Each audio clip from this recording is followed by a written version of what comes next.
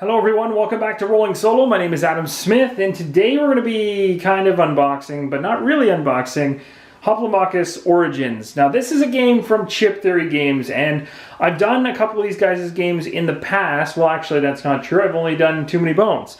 And it was one of the most popular playthroughs that I've ever done, besides, I guess, Gloomhaven, which was like over 100 and something videos long.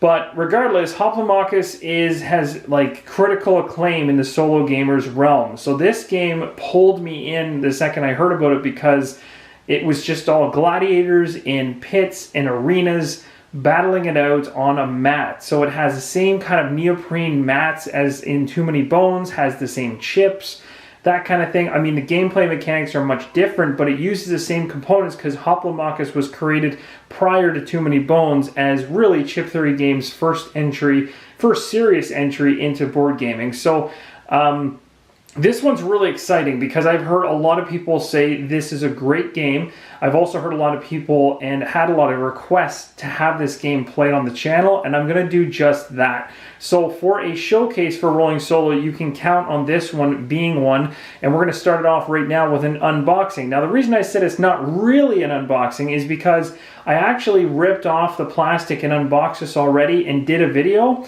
realizing afterwards the lighting was so poor that it was like entirely impossible to see half of the video, so it was just a really poor video for an unboxing. So I'm doing a double unboxing, if that even makes sense. So I hope you guys enjoy it. So basically, if you haven't heard anything about the game, I'm not the person to ask a question about because I haven't played it that much yet. But before we actually start playing it, I'm going to get a few games in, if not more, probably upwards of 5 solo, before we actually start playing through the main game. Now this game's obviously, like I said, made by Chip Theory Games. It's a game by Adam Carlson and Josh Carlson. We'll just flip the box over so you can see what's on the other side. I hope I don't dump everything in the box everywhere. The game itself, and I'll do a quick zoom in so you can see a little bit better of what's on the back of the box. But it says contents. You get 3 arena mats, 20 unit chips, 8 tactic chips, 20 challenger and arena chips, 50 health chips, 25 of them are red, 25 are blue, 8 dice, a chip bag, 3 trial and reputation cards, and a rule book. And I mean, of course you're going to get a rule book in a board game. At least until they figure out how not to do that anymore. Or maybe there's a better way in the future, I hope. So we got all the chips that you're very familiar with Chip Theory Games. Again, I believe the major chips, kind of similar to Too Many Bones, are heavyweight chips. So I think they weigh 2.5 something or other grams. I can't really remember exactly the exact weight, but I remember that the kind of your wound chips were always lighter. So in Too Many Bones, they kind of looked like this. They were kind of red plastic chips, which I never even unpackaged because I went ahead and got the premium chips right from the get-go. Hoplomachus has its own premium chips, but I didn't get those. I only have the plastic ones, so we'll probably just use the Too Many Bones ones and pretend. Let's go ahead and read the back of this. So it says Hoplomachus returns because, just so you guys know, this was not the first entry in the Hoplomachus series. Origins was actually quite a little bit into it. There's still like Rise of Rome, and there's a bunch of other ones that came out, and I don't know the exact order, so don't quote me on those, but I just know this was not the first entry into Hoplomachus. So Hoplomachus returns with 3 new arenas. In Origins, we take you back to where the story began. Deep inside are 3 lost cities. Draft warriors to face off against other houses in 3 exotic arenas with unique objectives. Increase your house reputation by winning 2-player battles, or elect to take on the trials in a solo challenge series, sure to leave you well entertained. And this is the reason why I chose this, because there is a full-on solo variant officially built into this game, and that's the reason why there's so much love for it as a solo game. But anyway, enough talk and jabbing about the game. Let's just rip the box open and find out what's inside. Again, I'm sorry, I've already teared this open once, but I've never actually played it yet, so it still is a pretty valid unboxing, right? So obviously the rulebook's on top. The really cool thing about this rulebook is the size. It's paper thin. It has literally maybe, it's actually very, very colorful and easy to read from what I've seen. The font's also very, very large, so that's good. There's only 11 pages. So this is going to be something that I'm going to be able to tackle very quickly, and we'll be able to get this into a showcase very, very fast. Again, I'm going to go ahead and play this through a few times so I'm very comfortable with the scenario, and then we're going to rip through some solo live in a playthrough for you guys to actually watch from start to finish, which I think will be really, really fun. Anyway, enough talk about the rule book. It's just a rule book. There's a plastic bag in here. I'm not too sure what was actually in here originally. It was likely this stuff right here. So this is what's really cool, guys, is that there's a Solo Trials rule sheet. So there's a whole bunch of rules about the solo game itself and the examples, but the really cool part is, in here there is somewhere, if I can find it exactly, right here. This is what I'm really excited about, the Solo Trials lineup. So I'm not sure exactly how this works, but if I understand correctly, as you beat each trial, you continue to progress. I believe you're allowed to fail at a trial. So say, for instance, you passed trial 1, you went to trial 2. I think, if I remember correctly, and I might have to double check the rule book, if you fail it, you get one more attempt. And if you fail it a second time, it actually sends you back a trial. So basically, you're just trying to make your way all the way to trial 20. So you're going to obviously make your way to certain portions, get hung up, move back, get a little further, get hung up, move back. So it really becomes quite the challenge. And of course, on the side here, you've also got like a challengers list and stuff like that that details what you're actually going up against. Really, really cool. I just like the fact that Solo was actually built into this and it wasn't just kind of tacked on. So again, 3 really handy reference sheets that have to do with either house reputations and the drafting and all that stuff, as well as the solo play, which is exactly what we'll be focusing on. So we'll continue on with this unboxing. They gave us a massive dice bag, which is really cool. So just a nice dice bag. There's a number of dice in the game that are colorful, and I'm not going to go into detail about what's what just yet. You'll see it in the playthrough, but these are the dice you can expect to get from Hoplomachus. That's essentially what the H stands for, and it also stands for hit, I guess. So you get 1 or 2 D6s in there, 1 red, 1 white, and then you get 2 blues, a green, and 2 yellows. Again, there's a structure for which dice are more powerful than the other. My guess is that the black one there is probably the most powerful one. You can also pick these up from their site, and I believe they have them in some really heavy, like alloy, like crazy heavy material. I don't know what it's made of, metal or something, but it just sounds like a ton of bricks when you roll it on the neoprene mat, and it sounds amazing. So if you're not a fan of these dice, they have some really high quality ones that actually would even surpass Too Many Bones in terms of its weight and quality. But again, that's an extra expense that you're going to have to balance and decide.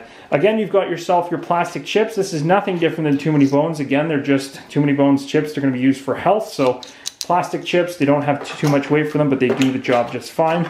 In this game, you have blue chips. I'm going to find out what those mean when we actually play the game, because this is just an unboxing, not an explanation of what is actually going on. I'm just showing you exactly what you'll see when you crack the box open. Again, over here we have, my understanding, different houses of chips. So hopefully, if I can get the camera to focus back again, because it looks like we've blurred out. And we're back. Okay, so it looks like we got different houses here, and I'm not going to know what's what 100%, but Xanadu, here we go. So then if you flip those over, you get yourself a mix of tactics ones, and you get, you know, individual fighters and stuff like this. Very, very cool. The artwork's very much like, you know, it's a different style than Too Many Bones, but you also have to remember that they were doing these prior to Too Many Bones. But you can see the influence that Too Many Bones had coming from Hoplomachus. Like, they had already established these ones, and you can see how in Too Many Bones, if you're familiar with that, they took elements from this game in the chips and brought them over to Too Many Bones. But again, very, very cool, and I'm a huge fan of the heavy-weighted chips, but they also did a really good job with the artwork. It's a lot more, again, it's lifelike, more so in this one than Too Many Bones was more artwork. This one right here is Eldorado, so another house, I'm assuming, and again, another mix of completely different individuals to kind of go through. There's tactic chips in there that are really cool, and I believe these get kind of put underneath, almost like a lane marker in Too Many Bones, where you can actually give a certain unit a tactic, or potentially even be a positive or negative effect. I'm not going to go into too many details on that because I don't want to talk about gameplay in this, but we will talk about it for sure during the playthrough. This set of blue is from Atlantis. That's pretty cool.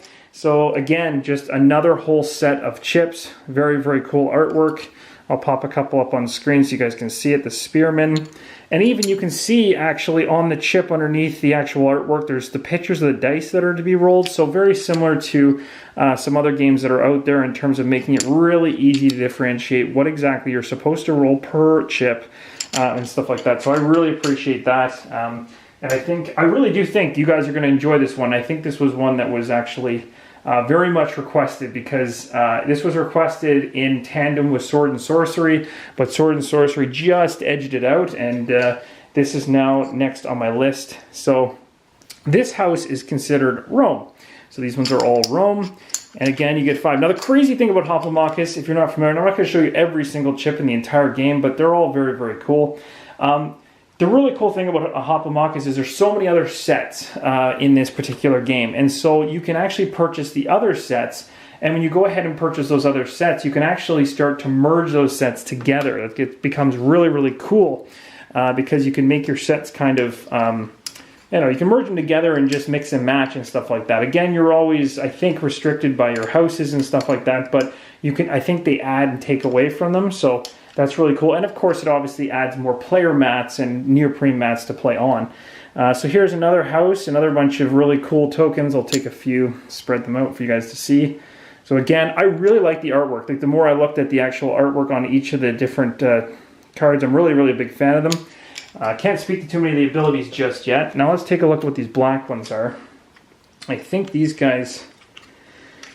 I don't know what these guys are. They might be the really, really nasty champions. I forget what they call the ones that are kind of like the big head boss kind of guys. But you can see based on their health, they are nasty. And they have most of the abilities that the other ones didn't. So I think they are kind of the kingpins. And I don't even know. Maybe those are the guys you actually control. I have no idea. There's a couple ones here in white, which I'm not even sure. It looks like we just get a basic...